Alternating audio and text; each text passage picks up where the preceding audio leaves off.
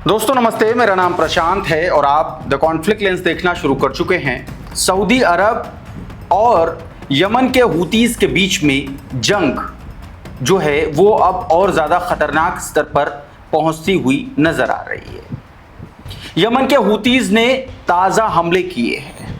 इन हमलों में बताया ये जा रहा है कि पूरा का पूरा सैन्य अड्डा जो है वो हुतियों ने उड़ा दिया है, ऐसा दावा किया गया है। पूरी खबर क्या है, पूरे नुकसान की बात अभी मैं आगे करूंगा।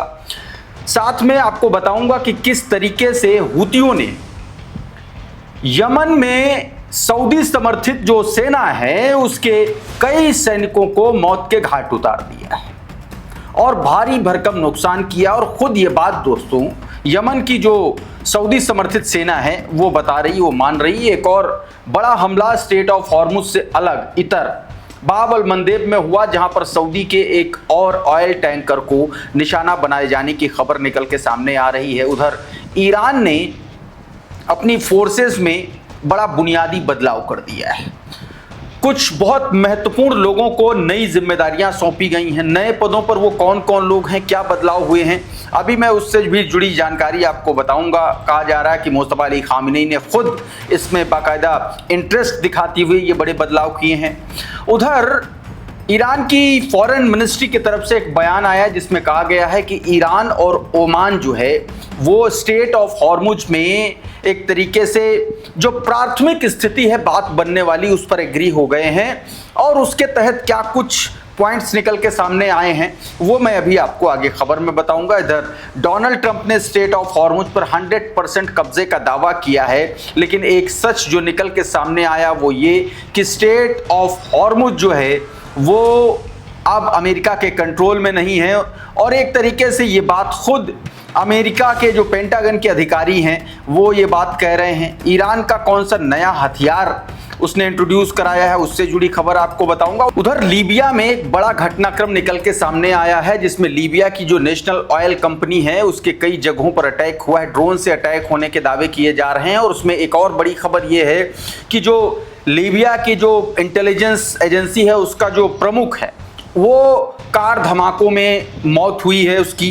क्या पूरा मामला है अभी उन खबरों पर भी आपको ले चलूंगा। लेकिन सबसे पहले ईरान ने अपने सैन्य इंफ्रास्ट्रक्चर में बुनियादी बदलाव किए हैं। आपकी स्क्रीन पर ये चारों तस्वीरें आप देखिए और इन लोगों को नई नई जिम्मेदारियां सौंपी गई हैं वो मैं आपको बता देता हूं। देखिए इसमें कौन कौन लोग हैं। Major general Abdul Rahi as chief of general staff of arm forces.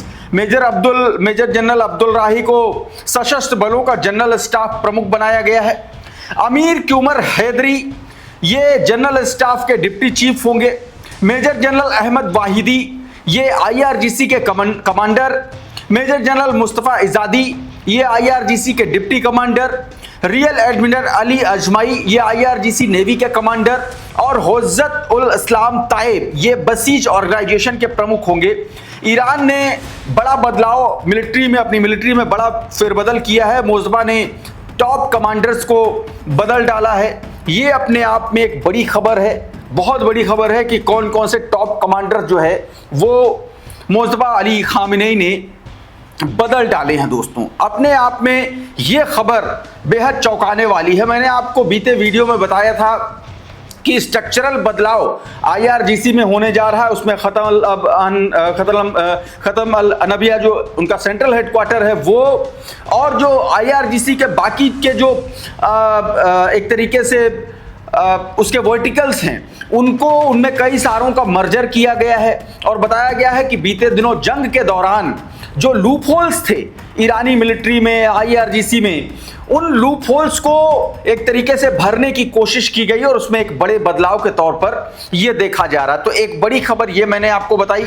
इस बीच एक और बड़ा हमला कर दिया है हुतीज ने। दोस्तों यमन की जो सऊदी समर्थित सरकार है उसके मिलिट्री बेस पर हमला किया, सैन्य अड्डे पर हमला किया और सैन्य अड्डे को उड़ा देने का दावा किया। यह आपकी स्क्रीन पर वीडियो है, देखिए जरा।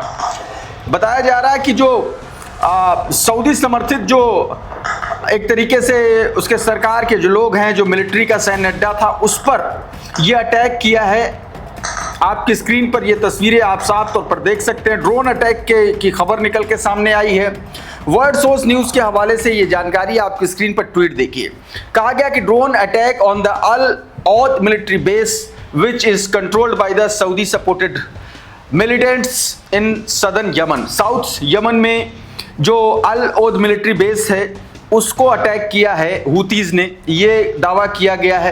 एक खबर और है आपकी स्क्रीन पर, इन तस्वीरों को देखिए। ये तस्वीरें जो आप देख रहे हैं ये बाकायदा बताया जा रहा है कि इससे पहले कि जो हमले यमन की जो एक तरीके से सऊदी समर्थित सरकार है उसने ये तस्वीरें शेयर की हैं और उसने ये बताने की कोशिश की है कि वो हुतीज को लेकर के जो है कितना उनको जो है अटैक कर रही है। लेकिन एक सच में जो है वो मैं आपको बताना चाह रहा हूं। अब जरा ये ट्वीट देखिए। ये ड्रॉप साइट का ट्वीट है जिसमें तस्वीर को और पुख्ता तरीके से बताया गया। इसमें आपको पता चलेगा कि खुद यमन की सऊदी समर्थित सरकार ये बात मान रही कि हूतियों ने उसको बहुत मारा है।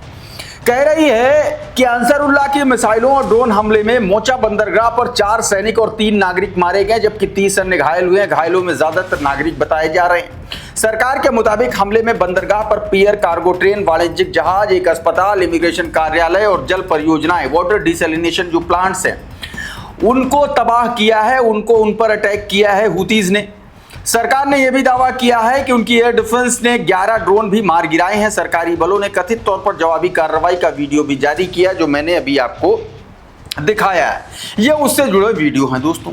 एक खबर और है आपकी स्क्रीन पर, बताया जा रहा है कि ये बाब अल मंदेब जो स्टेट ऑफ बाब अल मंदेब है वहां पर हुतीज ने जो है सऊदी के एक शिप को निशाना बनाया है, मिसाइल से इसको निशाना बनाया है। यह खबर निकल के सामने आई है। अब मैं आपको बताने की कोशिश करता हूं कि स्टेट ऑफ हॉर्मुज को लेकर के क्या चीजें हुई हैं। ये ड्रॉप साइट की खबर देखिए, इसमें जो जानकारी दी गई है वो मैं आपको बताने की कोशिश करता हूं क्योंकि अपने आप में ये बड़ा घटनाक्रम है जो सीधे तौर पर ऐसे भी देखा जा रहा है कि दरअसल ईरान और ओमान इसके बीच में स्टेट ऑफ हॉर्मुज को लेकर के जो तनाव था वो कम करने की कोशिश है।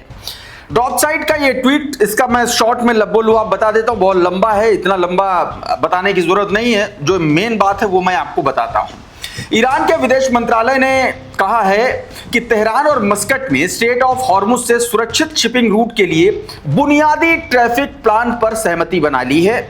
जो स्टार्टिंग फेज का ट्रैफिक प्लान है उस पर सहमति बन गई है, ऐसा ईरान के विदेश मंत्रालय की तरफ से कहा गया है। हालांकि ईरान ने यह भी साफ किया है कि सिर्फ ईरान ओमान समझौते से स्टेट ऑफ हॉर्मुज पूरी तरीके से नहीं खुलेगा क्योंकि अमेरिका की नौसैनिक नाकेबंदी और युद्ध अभी भी जारी है। ईरानी विदेश मंत्रालय के प्रवक्ता इस्माइल बकई के मुताबिक दोनों देशों के बीच सुरक्षित समुद्री मार्ग के ट्रैफिक प्लान पर सहमति बनी है। प्रस्तावित संयुक्त बयान में कुछ तकनीकी बिंदुओं पर अभी चर्चा जारी है। बातचीत में उन्होंने बेहद सुचारू और रचनात्मक बताया। ईरान ने स्पष्ट किया कि सुरक्षित शिपिंग रूट बनाना और स्टेट ऑफ हॉर्मुज को पूरी तरीके से खोलना ये दोनों अलग मुद्दे हैं। यानी कि स्टेट ऑफ हॉर्मुज पूरी तरीके से नहीं खुलेगा लेकिन एक सुरक्षित रूट बन सकता है। दावा यह किया जा रहा है कि जो उत्तर और दक्षिण का मामला था वहां से शिप गुजरने का, उसके बीच का रास्ता निकाला गया है। तो यानी कि एक कंबाइंड लेन बन सकती है जिस पर ओमान और ईरान दोनों सहमत हैं और वहां से अब ट्रैफिक गुजारा जा सकता है, यह बात कही गई। लेकिन इसका मतलब यह नहीं समझा जाना चाहिए कि स्टेट ऑफ हॉर्मुज पूरी तरीके से खुल गया है। तो यह एक खबर। अच्छा, इस बीच डोनाल्ड ट्रंप फिर से पागल हो गया। मतलब एक तरफ ईरान ये कह रहा है कि स्टेट ऑफ हॉर्मुज पूरा नहीं खुलेगा, दूसरी तरफ ये बेशर्म आदमी ये कह रहा है कि उसका पूरा कंट्रोल जो है वो स्टेट ऑफ हॉर्मुज पे है। सुन लीजिए जरा इसको पहले।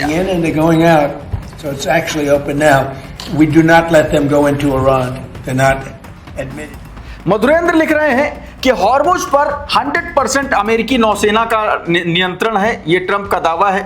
अमेरिकी राष्ट्रपति डोनाल्ड ट्रंप ने दावा किया कि इस समय हॉर्मुज पर नियंत्रण केवल अमेरिकी नौसेना का है। ट्रंप ने अमेरिकी नाकाबंदी को अभेद्य स्टील वॉल बताते हुए कहा कि अमेरिका 100% स्टेट को नियंत्रित कर रहा है। लेकिन पेंटागन के अधिकारी क्या कह रहे हैं, एनबीसी न्यूज के हवाले से जरा इस खबर को देखिए। ये अमेरिका की असली औकात है जो मैं आपको बताने जा रहा हूं। एनबीसी न्यूज के हवाले से बताया गया that military official inform Trump that any operation to control the state of Hormuz would be a long, costly, bloody and without a guarantee of victory. कहा गया कि अमेरिकी सैन्य अधिकारी डोनाल्ड ट्रंप को उन्होंने ये बताया है कि स्टेट ऑफ हॉर्मुज पर नियंत्रण हासिल करने के लिए कोई भी सैन्य ऑपरेशन लंबा, बेहद महंगा और खूनी हो सकता है।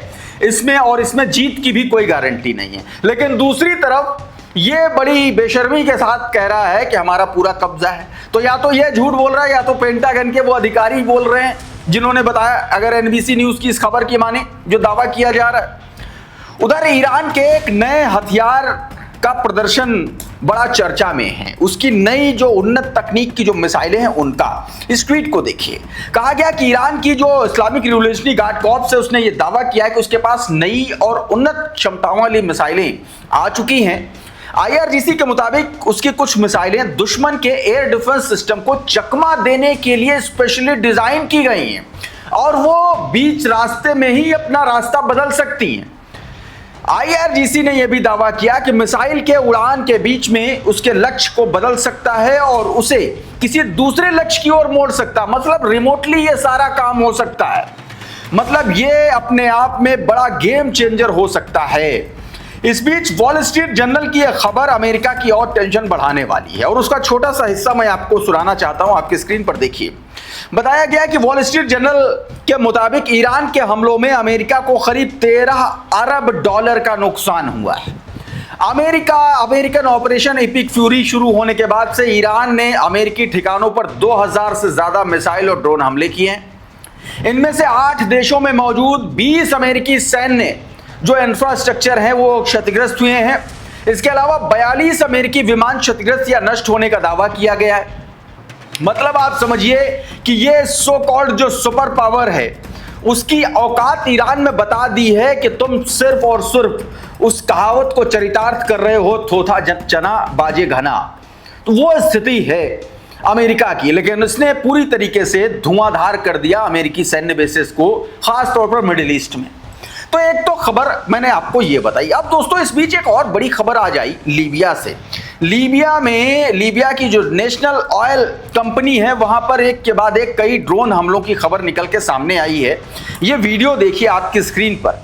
बताया यह जा रहा है कि लीबिया की नेशनल ऑयल कंपनी ने मंगलवार को मॉर्निंग में सुबह जाविया रिफाइनरी के ऑयल ब्लेंडिंग और पैकेजिंग प्लांट को एक बार फिर से ड्रोन हमले का निशाना बनाया गया लीबिया में। ये खबर अपने आप में चौंकाने वाली है, लेकिन कौन निशाना बना रहा है इसको लेकर के अभी तक कोई भी खबर नहीं निकल के सामने आ रही कि यह हमले कर कौन रहा है। थोड़ा सा ड्रॉप साइड का एक वीडियो और है, उसको भी मैं आपको दिखाने की कोशिश करता हूं। ये वीडियो देखिए और इस खबर को और थोड़ा सा विस्तार से समझने की कोशिश करते हैं कि दरअसल लीबिया में अचानक से ये क्या शुरू हो गया, क्या कुछ कनेक्शन इधर से भी है या नहीं है। ड्रॉप साइड की इस खबर को देखिए।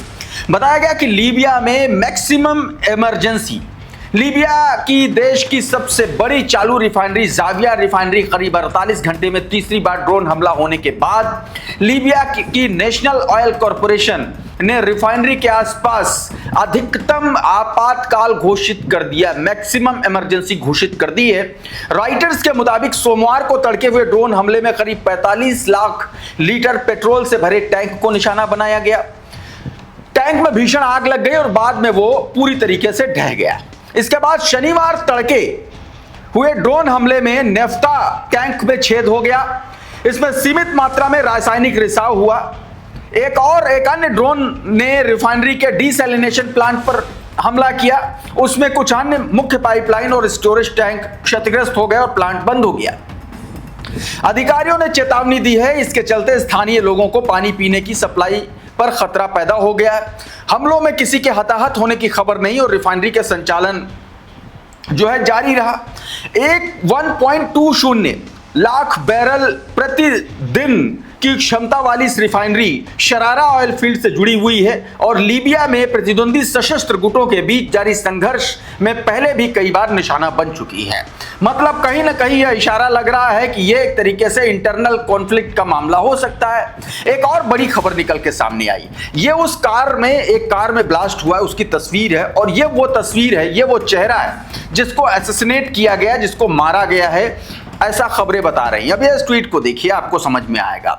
मेजर जनरल फौजी अल मंसूरी खलीफा हफ्तार की एलएनए लीबियन नेशनल आर्मी के मिलिट्री इंटेलिजेंस प्रमुख मेजर जनरल फौजी अल मंसूरी की बेगाजी में उनके घर के बाहर कार बम विस्फोट में मौत हो गई। हफ्तार की जनरल कमांड में उन्हें शहीद बताते हुए श्रद्धांजलि दी और कहा कि उन्होंने आतंकवाद के खिलाफ लड़ाई लड़ी थी। कमांड ने इस हमले को आतंकवादियों की करतूत बताया और कहा कि हमलावरों ने वही पुराने तरीके अपनाए हैं। साथ ही चेतावनी दी कि हमले के जिम्मेदार लोग सजा से नहीं बचेंगे। अल मंसूरी को मई 2024 में मिलिट्री इंटेलिजेंस का निदेशक नियुक्त किया गया था। इससे पहले वो शेबा मिलिट्री जोन के कमांडर रह चुके थे। तो ये अपने आप में एक बड़ा डेवलपमेंट है, जो है बड़ी खबर है लीबिया से जुड़ी हुई। अचानक से वो अशांत हो गया है, यह खबर निकल के सामने आई है। तो दोस्तों अभी के इस वीडियो में बहरहाल इतना ही। बहुत बहुत शुक्रिया, बहुत बहुत धन्यवाद। आप जुड़े रहिए आपके अपने channel the conflict lens TCL के साथ। नमस्कार।